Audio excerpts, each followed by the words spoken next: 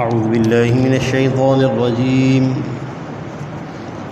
بسم اللہ الرحمن الرحیم ولا تمدن عینیک الی ما متعنا به ازواجا منهم زہرة الحیاة الدنیا لنفتنهم فیہ ورزق ربک خیر وابقى وأمر أهلك بالصلاة واصطبر عليها لا نسألك رزقا نحن نرزقك والعاقبة للتقوى صدق اللہ العظیم۔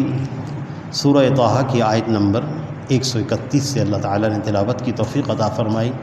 اس سے پچھلی والی آیات میں کفار جب آپ صلی اللہ علیہ وسلم کے ساتھ استہزاء کرتے، آپ کو تکلیف پہنچاتے، تو آپ صلی اللہ علیہ وسلم کو حکم ہوا کہ فاصبر علی ما یقولون، آپ صبر کیجئے ان کی باتوں پر، اور صبح شام اپنے رب کی تسبیح کیجئے۔ اور پھر کفار کو جو اللہ تعالیٰ نے طرح طرح کی نعمتیں دے رکھی ہیں، اور عیش و عشرت، مال کی فراوانی اور کثرت، اور ایک سوال عموماً ذہنوں میں پیدا ہوتا ہے کہ جو غیر مسلم ہیں، اللہ کے نافرمان ہیں، ان کے پاس نعمتوں کی کثرت کیوں ہے؟ اگر اللہ ان سے ناراض ہوتے تو ان کو یہ نعمتیں نہ دیتے۔ ان کے پاس نعمتیں ہونے کا مطلب یہ ہے کہ اللہ ان سے راضی ہیں۔ جنوبی امریکہ کے اندر پاراگوئے ایک ملک ہے، اس میں ہماری تشکیل ہوئی۔ ہمیں یہ سوال عربوں سے کئی دفعہ سننے کو ملا۔ جب ہم ان سے کہتے تھے کہ کامیابی صرف اور صرف رسول اللہ صلی اللہ علیہ وسلم کے دین میں ہے، تو وہ کہتے تھے کہ یہ کیا بات ہے؟ اگر یہود و نصارہ ناکام ہوتے تو اللہ تعالیٰ ان کو یہ دنیا اور مال کی فراوانی اور کثرت کیوں عطا کرتے ہیں؟ یہ سوال میں نے عربوں سے سنا۔ خیر، اس موقع پر ہم ان کو جو جواب ہم نے دیا، اسی طرح امریکہ کے اندر بھی ہمیں اپنے بعض پاکستانی احباب ملتے تھے۔ جب ان کے سامنے یہ تذکرہ ہو جاتا کہ کامیابی صرف اللہ کے نبی محمد صلی اللہ علیہ وسلم کے لائے ہوئے دین میں ہے، کیونکہ قرآن پاک میں آتا ہے ان الدین عند اللہ الاسلام، تو آگے سے کہتے کہ اگر رب ان سے ناراض ہوتا تو ان کو یہ نعمتیں کیوں دیتا، مال کی فراوانی۔ بلکہ بعض دفعہ امریکہ کے اندر چونکہ دو دفعہ ایسا ہوا کہ اس کی مختلف ریاستوں میں لمبا سفر کرنے کا موقع ملا،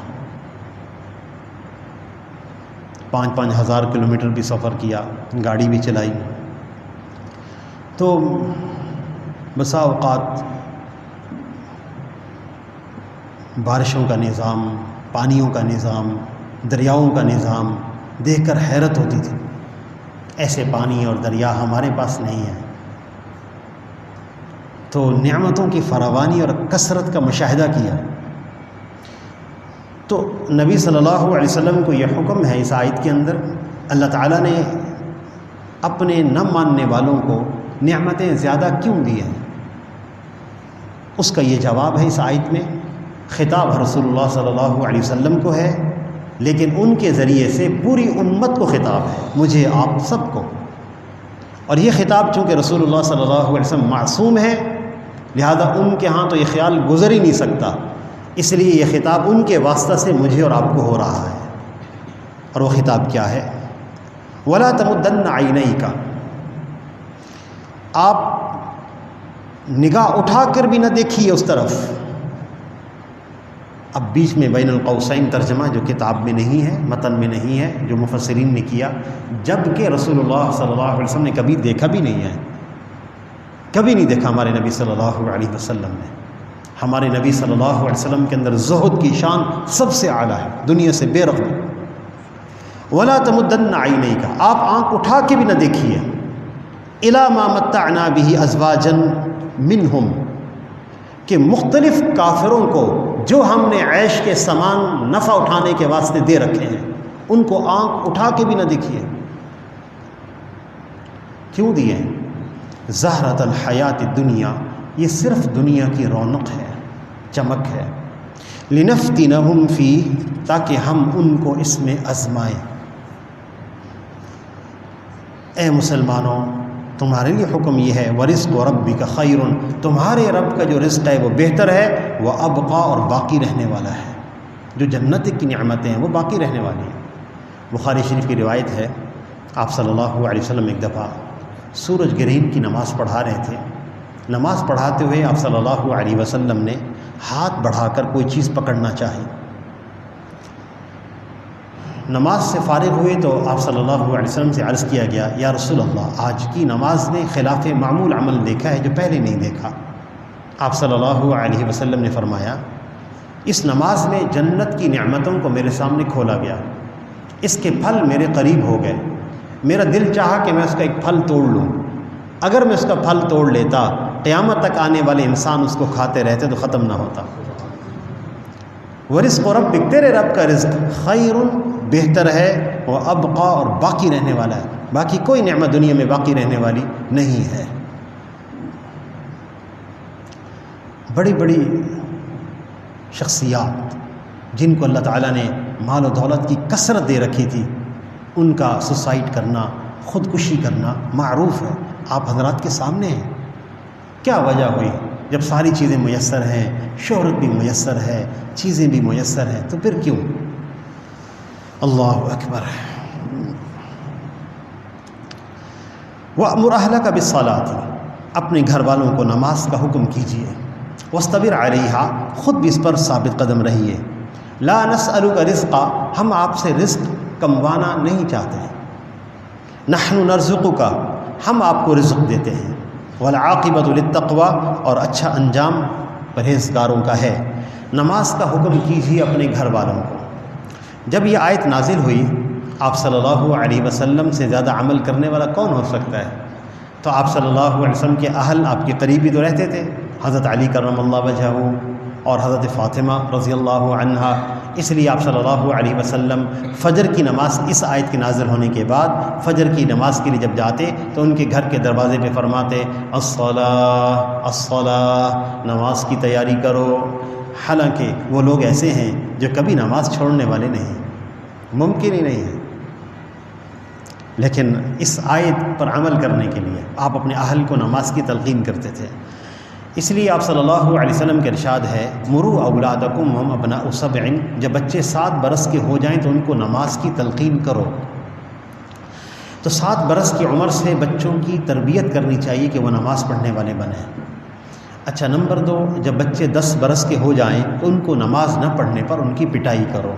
مفسرین نے علماء نے لکھا ہے کہ لیکن تربیت اس انداز سے ہو جائے کہ 10 برس کی عمر میں مارنے کی ضرورت پیش نہ آئے، اور مارنے کے بھی شرائط ہیں کہ غصے میں نہیں ماریں گے، چہرے پہ نہیں ماریں گے، ہڈی نہیں توڑ سکتے، زخم نہیں کر سکتے، وغیرہ وغیرہ، اس کی بھی شرائط ہیں۔ اچھا، پھر مفسرین نے لکھا ہے کہ یہ گھر والوں کو نماز کی تلقین کرنے کا حکم کیوں ہے؟ فرمایا اس لیے کہ اگر گھر کے افراد نمازی نہ بنیں، بچے، بیوی، یہ ماحول ہے ہمارے گھر کا، اگر یہ نمازی نہ ہو تو پھر ہماری نمازیں بھی رخصت ہو جائیں گی، ہماری نمازیں بھی جاتی رہیں گی، یہ لوگ ہمارے معاون نہیں ہوں گے نماز میں۔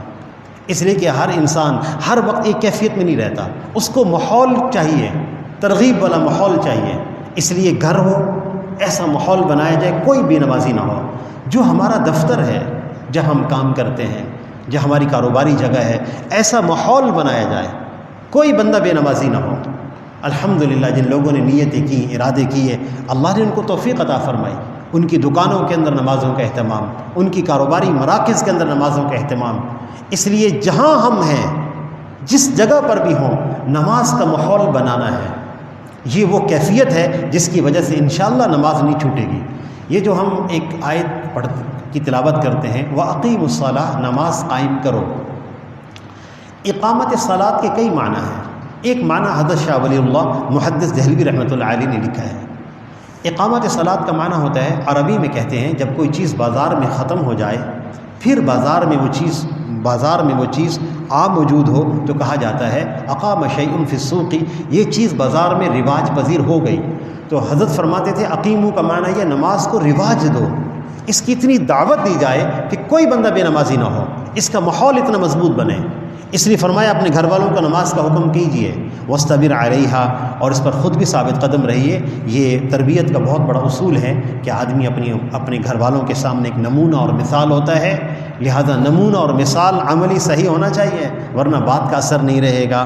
لا نسألک رزقا، ہم آپ سے ایسے رزق کا مطالبہ نہیں کرتے جو عبادات میں مخل ہو جائے، لہذا وہ کاروبار اور تجارت اس وقت تک کرنے کی اجازت ہے جب تک نماز کا حکم نہ آ جائے۔ نماز کا حکم آنے کے بعد نہ تجارت کی اجازت، نہ کاروبار کی اجازت، نہ کسی اور عمل کی اجازت ہے۔ اس لیے ہم آپ سے رزق نہیں کموانا چاہتے، ایسا رزق جو عبادات میں مخل ہو، عبادات سب سے آگے ہیں۔ والعاقبۃ للتقوی، نحن نرزقک، رزق ہم تمہیں دیتے ہیں، رزق ہماری طرف سے آتا ہے۔ اللہ اکبر۔ حضرت عبداللہ ابن مبارک رحمۃ اللہ علیہ مشہور محدث ہیں، ان کا واقعہ مذکور ہے کہ ان کے انتقال کے بعد ان کے کسی شاگرد نے ان کو خواب میں دیکھا، اور بڑے اچھے حال میں، بہت بڑے محدث، امام بخاری رحمۃ اللہ علیہ کے استاد۔ تو ان سے شاگرد نے پوچھا حضرت کیسا پایا؟ کہنے لگے الحمدللہ، اللہ پاک نے نجات عطا فرما دی، مغفرت فرما دی، لیکن مجھے تعجب ہے کہ میرے سامنے ایک لوہار رہتا ہے، اللہ تعالیٰ نے اس کو بھی بہت بڑا مقام عطا فرمایا ہے۔ یہ شاگرد ان کے گھر کے سامنے چلے گئے، یا عبداللہ بن مبارک رحمۃ اللہ علیہ کے سامنے گھر تھا، وہ لوہار بھی انتقال کر چکے تھے۔ ان کی بیوی آئی پردے میں، ان سے پوچھا کہ آپ کے شوہر کا کیا عمل تھا؟ کہنے لگے ہم غریبہ لوگ ہیں، لوہا کوٹنے کا کام کرتے ہیں، شوہر کو خاص عمل تو نہیں تھا۔ ہاں ایک خاص عمل یہ تھا کہ جب میرے شوہر لوہا کوٹ رہے ہوتے تھے، ضرب مار رہے ہوتے تھے ہتھوڑے کے ساتھ، ہتھوڑا اٹھاتے تھے، اذان کی آواز آ جاتی وہیں ہتھوڑا چھوڑ دیتے، مسجد کی طرف چلے جاتے، اگلی ضرب نہیں مارتے تھے۔ دوسرا، رات کو جب لیٹتے ہم تو سامنے عبداللہ بن مبارک کا گھر تھا، اور وہ رات کو تہجد کے لیے کھڑے ہوتے، ساری رات نوافل پڑھتے تھے۔ تو میرے شوہر کہا کرتے تھے کاش اللہ تعالی ہمیں بھی کوئی وسعت دیتا، ہمیں بھی کوئی آسانی دیتا، یہ جسمانی مشقت کا کام نہ ہوتا تو میں بھی اس طرح تہجد پڑھتا، لیکن میرے پاس وقت نہیں ہے، صبح کام کرنا ہے، جسمانی مشقت کا کام ہے، ہم رات کو سونا ضروری ہے۔ تو اللہ جل شانہ نے تمنا پہ سب کچھ عطا فرما دیا۔ وقالوا لولا يأتينا بآية من ربه، کفار یہ کہتے ہیں کہ اللہ کی طرف سے کوئی نشانی ہمارے پاس کیوں نہیں آئی؟ اولم تأتيهم بينہ، کیا ان کے پاس ایک واضح دلیل نہیں آئی؟ ما فی الصحف الاولى، جس کا ذکر پہلے صحیفوں میں بھی ہے، یعنی قرآن۔